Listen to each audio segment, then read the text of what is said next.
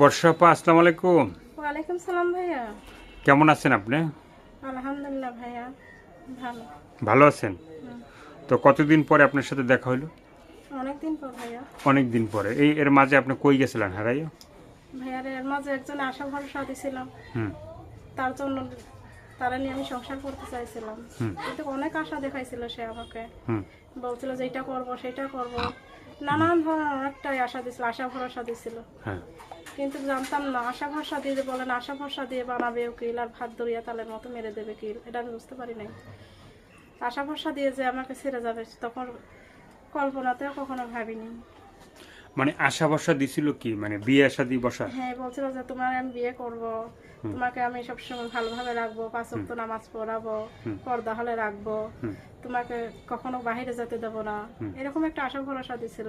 কিন্তু মানুষকে বিশ্বাস করা বড় কঠিন ভাইয়া। মানুষকে অনেকটাই বিশ্বাস করছিলাম, কিন্তু সে যে এরকম করবে আমি কখনো ভাবতেই পারিনি। মানে আপনি যে যাকে বিশ্বাস করছিলেন সে আপনার বিশ্বাসের মর্যাদা কি দেয় নাই নাকি শেষ পর্যন্ত?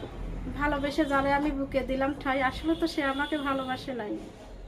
মানে ভালোবাসা যাকে বুকে ঠাই দিয়েছেন সে আসলে আপনাকে ভালোবাসে নাই, শুধু আপনি ভালোবাসে গেছিলেন। হ্যাঁ, আমি বুঝতে পারি না ভাইয়া। বুঝতে পারেন নাই।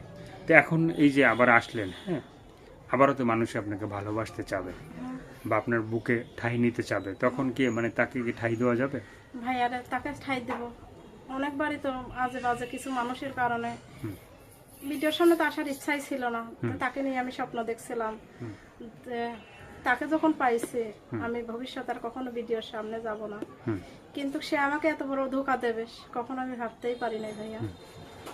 এখন কি করব, এখন নিরুপায় হয়ে আবার আসতে হলো, অনেকদিন পর আপনার সঙ্গে আবার দেখা হলো। মানে আপনি ভাবতেও পারেন না যে ভালোবাসার মানুষটা আপনাকে যে আশা ভরসা দিছিল সে এইভাবে যে ধোকাটা দিবে, এটা আপনি বুঝতে পারেন না? বুঝতে পারি নাই ভাইয়া, অনেকটা বিশ্বাস করে ফেলছিলাম। কিন্তু বিশ্বাস, মেয়েরা যখন বিশ্বাস করে শুধু শুধু বাবা মার সংসার ছেড়ে না, সারা পৃথিবী ছেড়ে আসতে রাজি হয়ে যায়। কিন্তু ছেলেরা যে এত ধোঁকাবাজ সেটা আমি বুঝতে পারি নাই ভাইয়া। কিন্তু সব ছেলেরাই ধোঁকাবাজ না, আছে পৃথিবীতে এখনো ভালো মানুষ আছে। সেই ভালো মানুষের সন্ধান যদি আমি পাই তো ইনশাআল্লাহ আমি চেষ্টা করব তার সংসার। কি মনে হয় আমি মুসেট কিভাবে চালাবো ভাইয়া? সংসারই তো আমার ঠিক মতো চলে না, অনেকটা কষ্টে আমি সংসার চালাই। একটা পুরুষ মানুষই একটা সংসার চালাইতে পারে না, আর একটা মেয়ে হয়ে সংসার চালানো কি মুখের কথা ভাইয়া? একটা সেলাই মেশিনে কাজ করি, আমার মেয়ের একটা মেশিন ছিল, মেশিনটা চুরি হয়ে যাওয়াতে এখন লোকের মেশিনে একটু কাজ করি, 5,000 টাকা বেতন পাই, 2,000 টাকা ঘর ভাড়াই চলে যায়, আর 3,000 টাকা কি সংসার চলে বলেন? অনেকটাই কষ্ট হয় আমার, আর সেই কষ্টের কারণে আমি প্রতিবেদনে কথা বলছি। আর যার জন্য আমি এত আশা ভরসা দিয়ে আমি অনেকটা আশা করছিলাম, সেই তো আমার আশাটা পূর্ণ করলো না ভাইয়া। সে আমাকে ধোকা দিয়ে চলে গেল, ধোকা দিয়ে বোকা বানিয়ে দিল। ধোকা দিয়ে আপনাকে বোকা বানিয়ে গেল। হ্যাঁ, তো আপুর কি এর আগে বিয়ে হয়েছিল? হ্যাঁ, আমার বিয়ে হয়েছে, আমার একটা ছেলে আছে। ছেলে আছে? ছেলের বাবা কি আপনার মানে ছেলের কোনো খোঁজ খবর নেয়? না, আমার 5 বছর হয়েছে তালাক হয়েছে, হ্যাঁ, ছেলের আজ পর্যন্ত কোনো খোঁজ খবর নেই নাই। খোঁজ খবর নেয় না? না, আমি ওর মা, আমি ওর বাবা। মানে আপনার ছেলের বাবা মা আপনি নিজে সবকিছুই আপনি? এখন কি করবো ভাইয়া, বাধ্য হয়েছে এটা বলতে হচ্ছে। আমি তো বলতে চাই না যে ওর বাবা আমি, বাবা তো আছে, বাবা তো এখন খোঁজ নেয় না, তাকে কি করবো?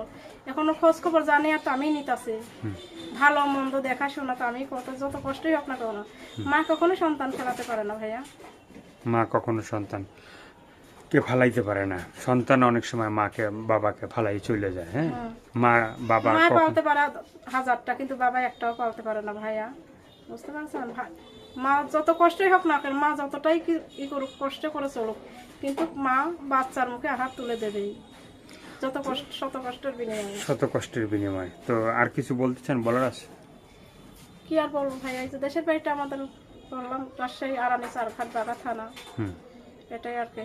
আম্মুটা অনেকটা অসুস্থ, আম্মু তার কিছু করে না, আমি সংসারটা চালাই। আমার ছোট একটা ভাই আছে, 10 বছর বয়স, এই 4 জনের সংসার আর কি। তো দর্শক, এই যে বর্ষা আপুর কথাগুলো শুনলেন, ভালো লাগলে তার পাশে থাকবেন, সাহায্য সহযোগিতা, প্রেম ভালোবাসা, বিয়ে শাদী যে যেটা করবেন সেটা আপনাদের একান্তই ব্যক্তিগত ব্যাপার। ভালো থাকেন, সুস্থ থাকেন, 5 ওয়াক্ত নামাজ পড়বেন আর দেশটাকে বেশি বেশি করে ভালোবাসবেন। সবাইকে আল্লাহ হাফেজ, সবাই ভীষণ ভালো থাকবেন।